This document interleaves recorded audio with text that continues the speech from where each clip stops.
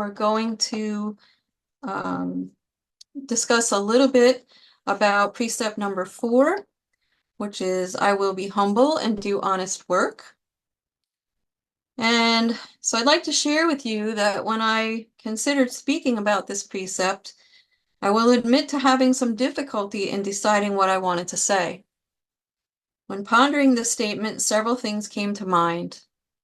When you consider the word honest, along with that, in my mind anyway, comes a few other adjectives, words, and phrases. Integrity, authenticity, being genuine, and being true to yourself. When you consider the word honest, along with that, and if I'm to speak from my heart, deciding to become a Reiki practitioner was not an easy decision for me. Why? I'm a complicated person, as many people have told me. I'm extremely faith-based, and I believe in a higher power. I offer a few condensed summaries as insight into me and my perspective. When I was in elementary school, I almost drowned in my cousin's in-ground swimming pool during a family picnic. My younger cousin, safe in an inner tube and unaware of the dilemma she was putting me in, had grabbed my swimsuit and was dunking me incessantly as if I was her personal teabag. I could not catch my breath. However, I was not afraid. I had no sense of panic, but rather a sense of fearless acceptance. I knew if this persisted, I was going to die. After many dunkings, my older cousin saw this situation and was able to grab me and bring me to the side of the pool so that I could finally get enough air to fill my lungs. Crisis averted. In the early 1990s, I was diagnosed with a degenerative bone disease. It had affected my left hip, and I was too young at the time to be a candidate for a hip replacement. It was recommended that I hold off as long as possible to avoid successive, possibly unsuccessful surgeries later in life. I had begun to try every pain relief and healing modality available to me, including prescription anti-inflammatories and painkillers, homeopathy, aquatherapy, acupuncture, orthotic shoe inserts, and, as a sort of last resort, the laying on of hands by the elders at my church.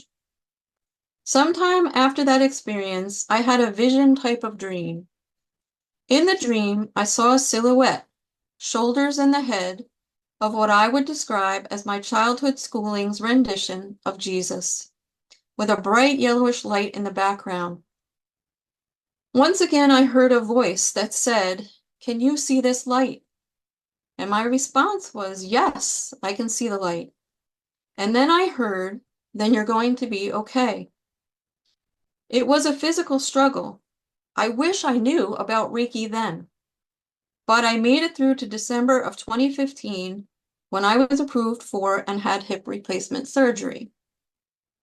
Many years later, while I was unaware that something tragic was brewing in my life and that something was looming out there on the horizon, a voice spoke to me through thought and informed me of what was coming. That message prepared me for the most devastating day of my life. It prepared me for my response to that tragedy.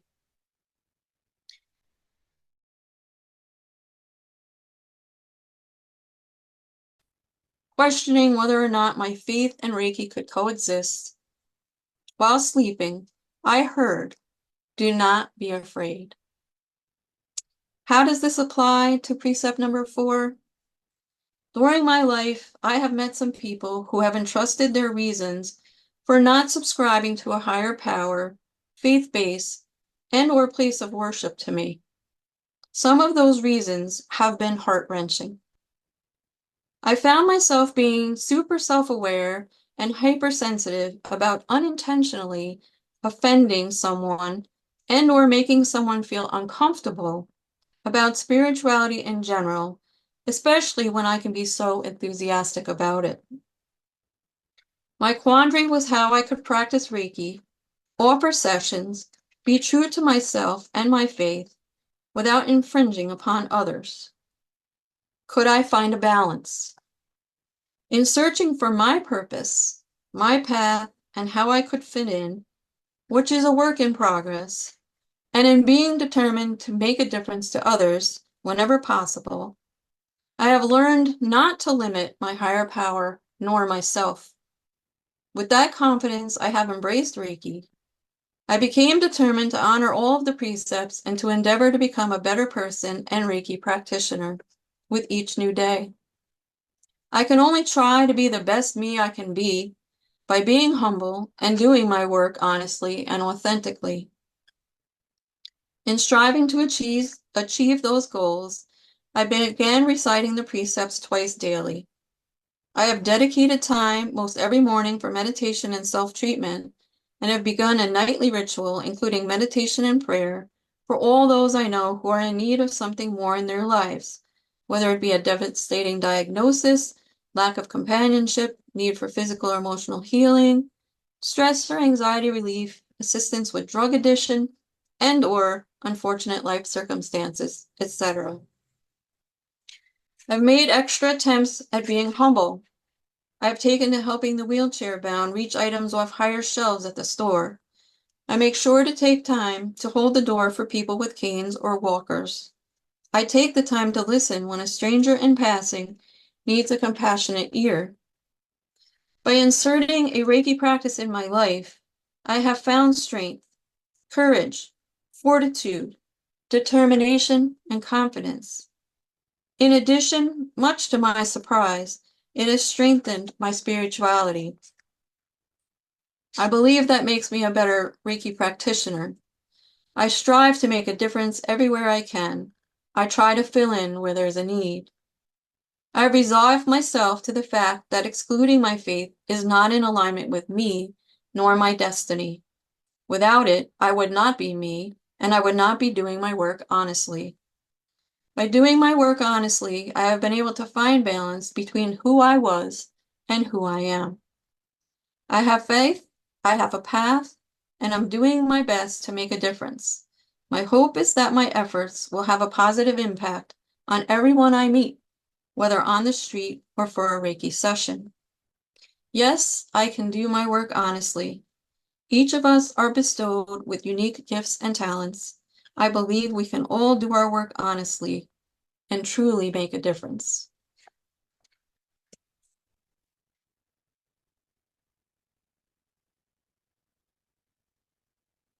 Now I would like to prepare for a guided meditation, and that would be followed by a Reiki exchange. So I would like to, if you're familiar with Kinyoki-ho, I'd just like to get rid of any distractions and negative thoughts by practicing a swipe here and there so that I can focus on what we're going to do at the moment.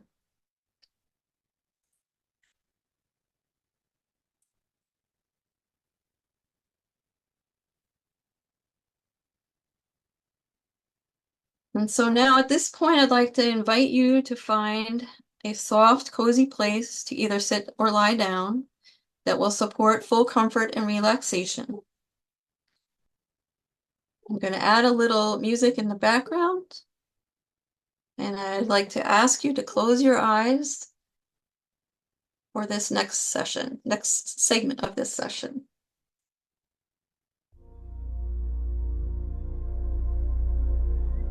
So if you close your eyes and consciously connect with your mind and body, to check in and focus on releasing any anxiety, stress, or tension that distracts you.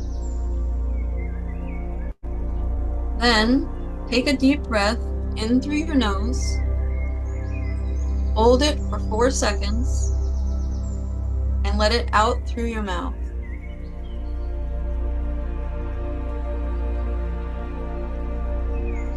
Be sure to expand and deflate your belly.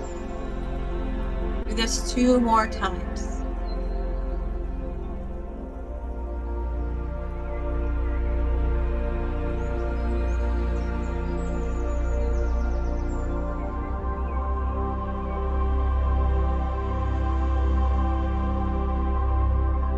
relaxing. Keeping your eyes closed, squeeze and release your eyes. Gently clench your teeth and then relax your jawbone. Gently move your neck in a 360-degree circle, first to the left and then to the right. Push your shoulder blades back and return them to their natural position.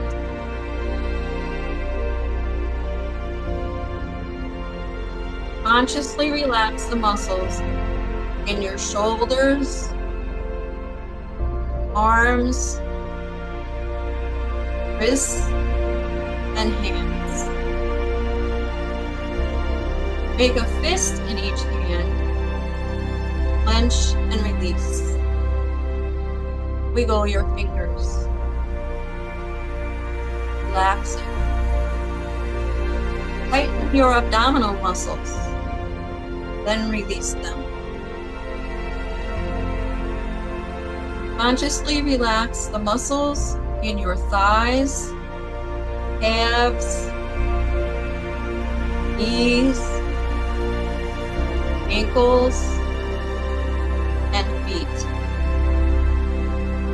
Curl your toes, then release them. Relaxing. Take another deep breath and settle in. Now I welcome you to join me on a short journey, an immersion into nature and all of its treasures. This journey has been designed to provide you with what you need in this moment.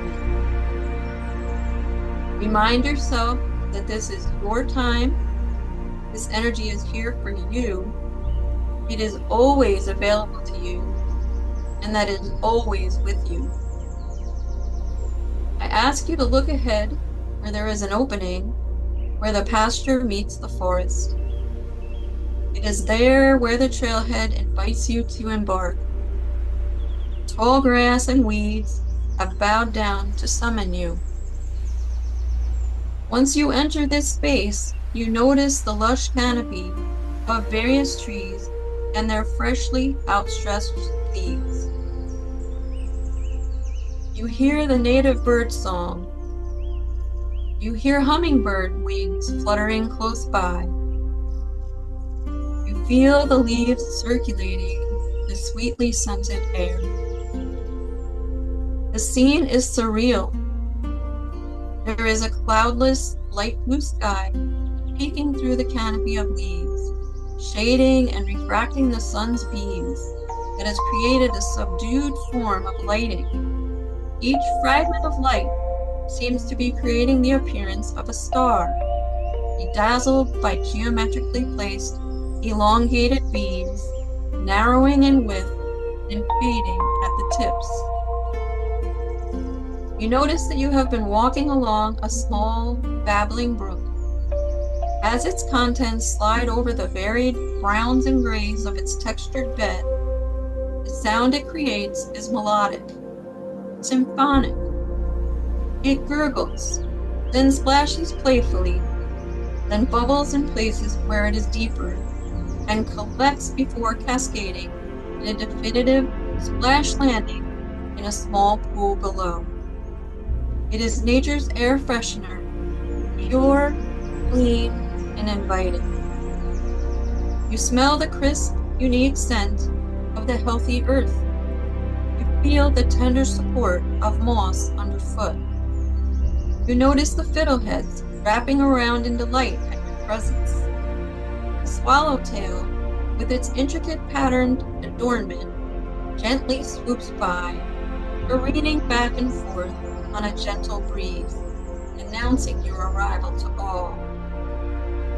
You have arrived.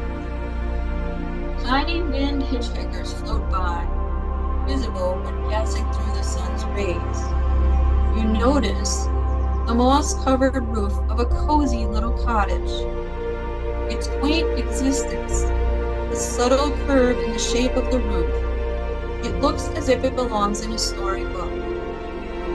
Interior light escapes through the paneled windows, under the extended peak of the roof, and on the front and side walls, as well as through the small rectangular window on the front door. There is a slight switchback pattern in the stone walk directing you to the entryway. There is an envelope on the squat table to the right of the entry door. It has your name on it. It is embellished with gold filigree, and it is sealed with a wax stamp. You place it in between your palms. You feel as if you are experiencing a warm, loving embrace. Hesitantly open the door. All of your surroundings immediately feel comforting and welcoming. There is a softly glowing wood fire in the fireplace. It penetrates your bones and soul with warmth. You are drawn to a large, velvet-covered armchair, adorned by a snugly oversized flannel blanket, which faces the fire. You sit and wrap yourself in it and stare into the fire, and are hypnotized by the varying colors of the embers within it.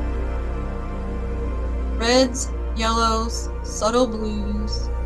You know you are safe here. You, your heart, body, mind, soul, and spirit. You feel the presence of those who love and care for you. You know that you are treasured. You are precious. You are gifted and unique. Everything about you is cherished. You are the only you there can be. No one else is like you or can be you. You sense that there is purpose in these facts. The energy here is supporting, renewing, and restoring you, providing you with what you need in this moment. You know that this is a place you can return to at any time, as often as you like. It will always be here for you. Time has flown by. You open the envelope. It reads, "May the sun bring you new energy by day. May the moon softly restore you by night. May the rain wash away your worries and the breeze blow new strength into your being. In all the days of your life, may you walk gently through the world and know its beauty. May it be so." An Apache blessing.